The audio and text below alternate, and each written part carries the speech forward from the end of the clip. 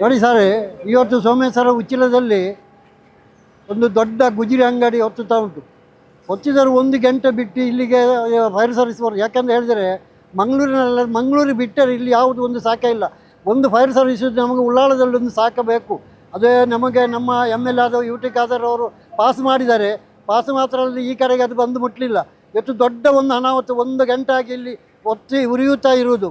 ನಾನು ಇಡೀ ಸಾರ್ವಜನಿಕರ ಪರವಾಗಿ ಮಾತಾಡೋದು ಏನೆಂದರೆ, ನಮ್ಮ ಈ ಉಚ್ಚಿಲ ಪರಿಸರದಲ್ಲಿ ಈ ಗುಜಿರಿ ಅಂಗಡಿ ಇರಬಾರದು. ತುಂಬ ನೋಡಿ, ಆ ಕಡೆಯಲ್ಲಿ ಪೆಟ್ರೋಲ್ ಪಂಪ್ 2 ಉಂಟು. ಮೇಲೆ ಹೋದರೆ ಒಂದು ಹಾಲ್ ಉಂಟು. 3 ಪೆಟ್ರೋಲ್ ಪಂಪ್ ಹತ್ತಿರ ಉಂಟು. ಈಗ ಪೆಟ್ರೋಲ್ ಪಂಪನ್ನೆಲ್ಲ ನಾವು ಬಂದ್ ಮಾಡಿಸಿದ್ದೇವೆ. ಪೆಟ್ರೋಲ್ ಅದು ಏನಾದರೂ ಒತ್ತಿದರೆ ಊರೇ ಹೋಗೋದು. ಮದ್ರಸ ಉಂಟು, ಮಸೀದಿ ಉಂಟು, ಸ್ಕೂಲ್ ಉಂಟು. ಇದೆಲ್ಲ ಇರುವ ಜಾಗದಲ್ಲಿ ಈ ಗುಜಿರಿ ಅಂಗಡಿಗೆ ಒಂದು ಫೈರ್ ಸಮೇತ ಅವರನ್ನು ನಿಲ್ಲಿಸಲಿಕ್ಕೆ ಅವರ ಹತ್ರ ಇಲ್ಲ. 1 ಗಂಟೆ ಒತ್ತಿ ಉರಿಯುತ್ತಾ ಉಂಟು. ಇದಕ್ಕೆ ಬೇಕಾಗಿ ನಾವು ಸಾರ್ವಜನಿಕ ಹೇಳುವುದೇನಿದ್ದಾರೆ, ನಮ್ಮ ಉಳ್ಳಾಳ ಪರಿಸರದಲ್ಲಿ ಒಂದು ಅಗ್ನಿಶಾಮಕ ದಳದವರನ್ನು ಇಡಬೇಕಾಗಿ ನಾವು ಈ ಮೂಲಕ ಕೇಳಿಕೊಳ್ತೇವೆ.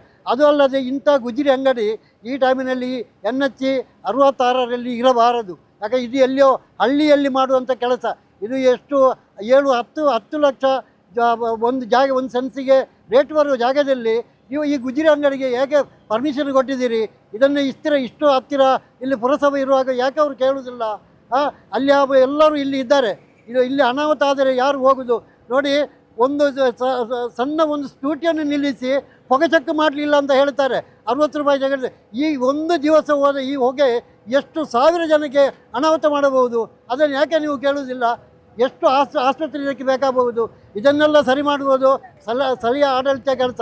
ಇದನ್ನು ಕೂಡಲೇ ಸರಿಯಾಗಬೇಕೆಂದು ನಾನು ಈ ಮೂಲಕ ಕೇಳಿಕೊಳ್ತೇನೆ. ಪುರಸಭೆ 21ನೇ ವಾರ್ಡಿನ ಅಧೀನದಲ್ಲಿರುವಂಥ ಒಂದು ಗುಜಿರಿ ಅಂಗಡಿಗೆ ಹಠಾತ್ತಾಗಿ ಬೆಂಕಿ ಆವರಿಸಿಕೊಂಡು ಸರಿಸುಮಾರು 1.5 ತಾಸುಗಳ ಕಾಲ ಒತ್ತಿ ಉರಿತಾ ಇದ್ದರು. ಇಲ್ಲಿ ಯಾವುದೇ ಒಂದು ಅಗ್ನಿಶಾಮಕ ದಳಗಳು ಆದಷ್ಟು ಬೇಗ ಬರಲು ಅನಾನುಕೂಲವಾಯಿತು. ಕಾರಣ ಏನಂದರೆ ಇದು ಮಂಗಳೂರಿನಿಂದ ಬರಬೇಕು. ಉಳ್ಳಾಲ ತಾಲೂಕಾಗಿ 2.5 ವರ್ಷ ಕಳೆದರೂ ಇಲ್ಲಿ ನಮ್ಮ ಶಾಸಕರು ಒಂದು ಅಗ್ನಿಶಾಮಕ ದಳಕ್ಕೆ ಸ್ಥಾಪನೆ ಮಾಡಿದರು. ಇಷ್ಟರವರೆಗೆ ಅಗ್ನಿಶಾಮಕದ ಒಂದು ಕೇಂದ್ರವನ್ನು ಸ್ಥಾಪಿಸಲು ಸಾಧ್ಯವಾಗಲಿಲ್ಲ.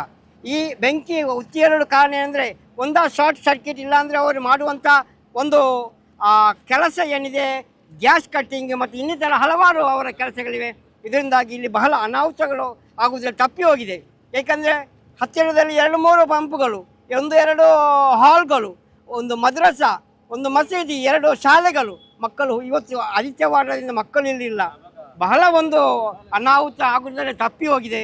ಇದಕ್ಕೆ ಅತಿ ಶೀಘ್ರವಾಗಿ ಸ್ಥಳೀಯ ಆಡಳಿತ ಏನಿದೆ ಒಂದು ಸೂಕ್ತ ಕ್ರಮವನ್ನು ಜರುಗಿಸಬೇಕು. ಹತ್ತಿರದಲ್ಲಿ ನಮಗೊಂದು ಅಗ್ನಿಶಾಮಕ ದಳವನ್ನು ಇಲ್ಲಿ ಕೇಂದ್ರವನ್ನು ಸ್ಥಾಪಿಸಬೇಕೆಂದು ಸಾರ್ವಜನಿಕರ ಪರವಾಗಿ ನಾವು ವಿನಂತಿಸಿಕೊಳ್ತಾ ಇದ್ದೇವೆ. ಪುರಸಭೆ ವ್ಯಾಪ್ತಿಯಲ್ಲಿರುವಂತಹ ಒಂದು ಗುಜೀರಿ ಅಂಗಡಿಯ ಕಾರಣದಿಂದಾಗಿ ಇವತ್ತು ಈ ಊರಿಗೆ ಹುತ್ತು ಹೋಗುವಂಥದ್ದು ಪರಿಸ್ಥಿತಿ ನಿರ್ಮಾಣವಾಯಿತು. 101ಗೆ ಫೋನ್ ಮಾಡಿದ್ದೆ, 112ಗೆ ಫೋನ್ ಮಾಡಿದ್ದೆ. ಭಾಳ ವಿಳಂಬವಾಗಿ ಫೈರ್ ಸರ್ವಿಸನ್ನು ಕಳಿಸಿಕೊಟ್ರು. ಭಾಳ ಒಂದು ದುಃಖಕರ ವಿಷಯ ಅಂತ ಹೇಳ್ಬೋದು.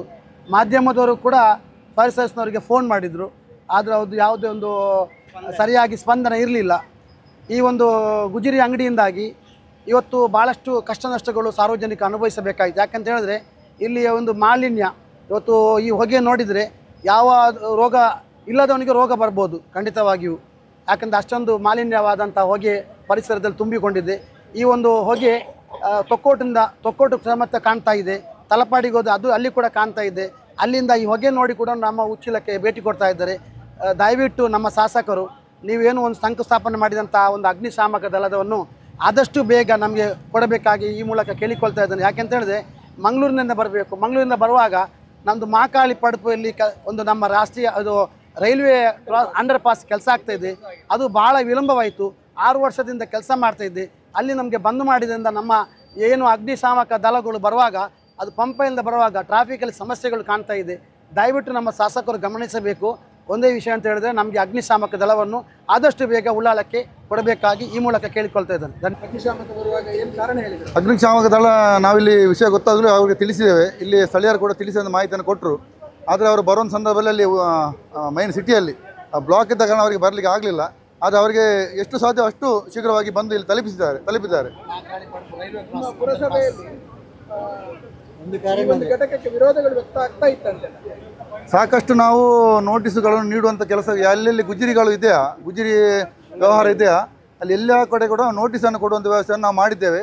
ಅದೇ ರೀತಿ ಸೂಕ್ತವಾಗಿ ಅವರು ಅದಕ್ಕೆ ಬೇಕಾದ ವ್ಯವಸ್ಥೆಯನ್ನು ಮಾಡುವ ರೀತಿಯಲ್ಲಿ ಕೂಡ ಅದು ನಿರ್ದೇಶನ ಕೊಟ್ಟಿದ್ದೇವೆ. ಆದರೆ ನಾವು ಕೊಟ್ಟ ನಿರ್ದೇಶನವನ್ನು ನಮ್ಮ ಕೊಟ್ಟ ಮಾಹಿತಿಯನ್ನು ಅವರು ಯಾವುದೇ ರೀತಿಯಲ್ಲಿ ಪಾಲಿಸುವಂಥ ವ್ಯವಸ್ಥೆಯನ್ನು ಮಾಡಲಿಲ್ಲ. ಆದ್ದರಿಂದಾಗಿ ಇಂತಹ ದುರ್ಘಟನೆ ನಡೆದಿದೆ. ಇಲ್ಲಿ ಉಚ್ಚಿಲ ಅನ್ನುವಂಥದ್ದು ಈ ಪ್ರದೇಶ ನಿಜವಾಗಿ ಇಲ್ಲಿಯೂ 2-3 ಪೆಟ್ರೋಲ್ ಪಂಪ್ಗಳು ಇರುವಂಥ ಈ ಪ್ರದೇಶ, ಅಲ್ಲದೆ ಹೈವೇಯ ಬದಿಯಲ್ಲಿರುವಂಥ ಪ್ರದೇಶ, ಶಾಲೆಗಳಿರುವಂಥ ಪ್ರದೇಶ. ಇಲ್ಲಿ ಕಡೆ ಸೂಕ್ತ ಜಾಗ್ರತೆ ವಹಿಸಬೇಕಂತ ಮಾಹಿತಿಯನ್ನು ನಾವು ಕೊಟ್ಟಿದ್ದರೂ ಕೂಡ ಅದರ ಮಾಹಿತಿಯನ್ನು ಕಡೆಗಣಿಸಿದಿಂದಾಗಿ ಇಂಥ ಅವಘಡ ಆಗಿದೆ ಅಂತ ಹೇಳ್ತಾ ಇದ್ದೇನೆ.